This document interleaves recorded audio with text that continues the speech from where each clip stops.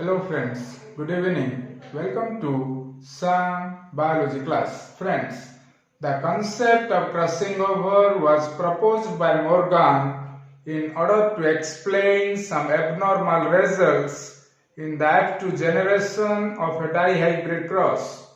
In the absence of any concrete evidence, this concept remained a working hypothesis for about 20 years.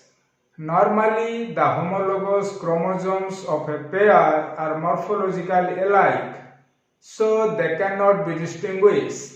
But C.Stern in Drosophila and H.B. Creighton and Barbara and McClintock in maize found one of the homologous chromosome of a pair is morphologically different. This particular chromosome had a marker by which it was easily distinguished from its counterpart. Today, we shall discuss about the experiment which was conducted by C.Stern in Drosophila that demonstrated the physical exchange of reciprocal segments between non-sister chromatids during crossing over.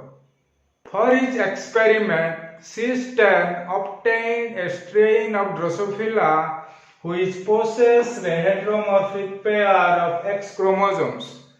In the pair, one X chromosome has a part of Y chromosome attached to it. Because of this chromosome served as a cytological marker. The other X chromosome of the pair is also morphologically distinct. It is segmented, and only one segment carried the sex-linked genes. Because of these morphological differences, these two chromosomes are not only distinguished from each other, but also distinguished from other chromosomes. Both X chromosomes of the heteromorphic pair carried one gene for color of the eye and another gene for eye shape. The segmented X chromosome had a mutant but recessive allele for carnation eye and a dominant but mutant allele for bird eye. The other X chromosome, which is attached to a part of Y chromosome, had a dominant and normal allele for red eye and a recessive but normal allele for round eye. When such a female heterozygote was crossed to a double recessive male, 4 classes of offsprings were produced.